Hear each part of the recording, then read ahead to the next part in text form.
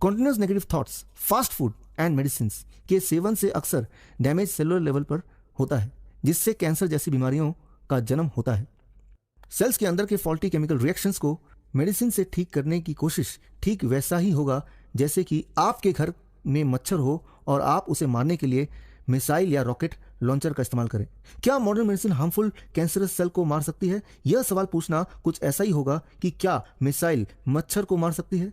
हाँ, मार तो सकती है, but at the cost of destroying your house. Science आज भी यह मानता है कि अभी भी 1% से भी कम ह्यूमन बॉडी के बारे में हम जान पाए हैं। इसलिए ह्यूमन बॉडी के सेलुलर डिसऑर्डर को करेक्ट करने का काम अगर हम नेचर पर ही छोड़ दें तो ही बेहतर होगा। What is that one thing which can save the mankind from the disease? And the answer is nature. देखिए चाइना स्टडी का यह अमेजिंग रिपोर्ट। यह कहानी है दो सिविलाइजेशन की। एक का नाम है हुंजा जो कि कश्मीर के पास रहते हैं और दूसरा सिविलाइजेशन है पीमा इंडियंस जो कि एरिजोना में जाकर बस गए थे। दोनों ही सिविलाइजेशन दुनिया के हेल्थीएस्ट सिविलाइजेशन माने जाते थे और दोनों का रहन सहन और फूडिंग हैबिट भी एक ही जैसी थी। दोनों सिविलाइजेशन में यह देखा गया कि उनके टोटल डाइट का 90% हिस्सा प्लांट बेस्ड रॉ डाइट ही था, यानी कि अधिकतर भोजन फल और कच्चा या थोड़ा उबला सब्जी ही होता था। नमक ना के बराबर और चीनी बिल्कुल कम। और इन दोनों सिविलाइजेशन में लोग अक्सर 100 वर्ष से अधिक जीते थे और उन्हें कभी लाइफस्टाइल डिजीज जैसे cancer, diabetes, heart disease etcetera नहीं होता था। आज भी हुंजा इंडियन अक्सर 100 वर्ष से अधिक जीते हैं। वहाँ कोई बीमारी नहीं है और आपको जानकर आश्चर्य होगा कि ना ही वहाँ कोई केमिस्ट है और ना ही कोई हॉस्पिटल। जबकि पीमा इंडियंस को आज दुनिया का सबसे बीमार सिविलाइजेशन का खिताब मिला है। कारण यह है कि आज से कुछ वर्ष पूर्व एरिजोना में बसे पीमा इंडियन से उनकी ज़मीन अमेरिकन गवर्नमेंट ने यह कहकर छीन लिया कि बदले में उन्हें आजीवन मुफ्त भोजन मिलेगा। और उसके बाद गवर्नमेंट ने भोजन के नाम पर पैक्ड फास्ट फूड का सप्लाई शुरू कर दिया। परिणाम यह निकला कि लगभग 20 ईयर्स में ही पीमा इंडियन का हर सदस्य भयंकर रूप से बीमार पड़ने लगा। Diabetes, high blood pressure, migraine, arthritis, high cholesterol, cancer और ओबेसिटी जैसी बीमारी से पूरा पीमा इंडियन ग्रस्त हो गया। चाइना स्टडी के अनुसार ऐसे ही कुछ बीमार लोगों को लेकर उनकी डाइट को फिर से मोर देन 90% फल और कच्चा और बॉइल्ड वेजिटेबल कर दिया गया और साथ ही नमक, चीनी, मैदा और मिल्क पाउडर और साथ में रिफाइंड ऑयल पूरी तरह से वर्जित कर दिया गया। ये पाया गया महज 1.5 से 2 साल में ही सब पूरी तरह से स्वस्थ हो गए। यानी कंक्लूजन ये है कि आप कितना ही सीरियस डिजीज से पीड़ित क्यों ना हो, आपको सिर्फ इतना करना है कि अपने डाइट को लगभग 90% रॉ प्लांट बेस्ड फूड करना होगा। और अगर आप किसी लॉन्ग टर्म इलनेस से पीड़ित नहीं है और आप जीवन भर हेल्दी रहना चाहते हैं तो आपको एटलीस्ट टोटल डाइट का 60% रॉ फ्रूट्स एंड वेजिटेबल्स रखना होगा।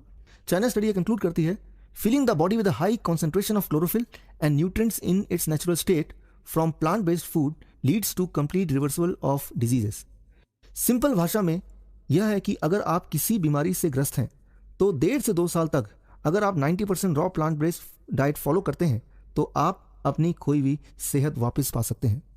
इंसिडेंटली हुंजा के अलावा दुनिया में 6 और सिविलाइजेशन ऐसे हैं जहां आज भी बीमारी का कोई नामो निशान नहीं है और अक्सर लोग 100 वर्ष की आयु क्रॉस करते हैं।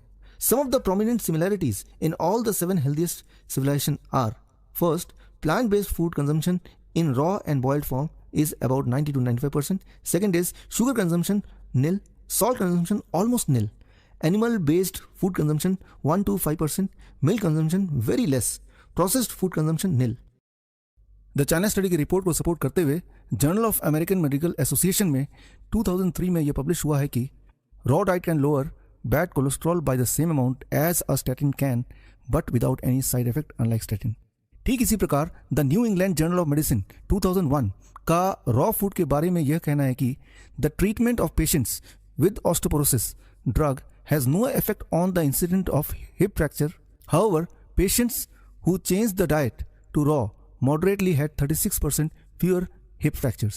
American Heart Association Science Advisory ने ये कंक्लूड किया है कि it would be short-sightedness to not recognize the enormous public health benefit that the raw diet could confer. ठीक इसी प्रकार American Heart Association Science Advisory में यह भी पब्लिश हुआ है कि patient derive more than 2.5 times more benefit from eating raw diet than did similar patients taking cholesterol lowering statin drugs. अब सवाल यह है कि अगर डाइट को पूरी तरह से नेचुरल एंड अनकुक्ड रॉ करने से ही सारे डिजीज खत्म हो सकते हैं तो यह बात जनता से छुपाई क्यों जाती है। इस सवाल का जवाब देते हुए डॉक्टर स्कॉट ग्रुंडी जो कि चेयरमैन है कोलेस्ट्रॉल गाइडलाइंस पैनल के, ने कहा, drugs companies are extremely powerful. They put huge effort in promoting the benefits of these drugs. There is no huge industry promoting healthy food. Medicine के इतिहास में पहली बार दुनिया के 12 प्रमुख medical journals including journal of American medical association, new England journal of medicine, the Lancet and the annals of internal medicine ने मिलकर एक जॉइंट स्टेटमेंट इशू किया, and that is draconian, the nexus between the medical researcher and the corporate sponsors, and it made it clear that the pharmaceutical companies want you to live a long diseased life. आजकल pharmaceutical companies द्वारा disease की marketing इस हद तक बढ़ गई है कि मेडिकल फर्टर्निटी यह भूल ही गई है कि उनका पहला उद्देश्य लोगों को निरोगी रखना है, ना कि प्रॉफिट के लिए अंधाधुंध दवाइयां और डायग्नोस्टिक टेस्ट रिकमेंड करना.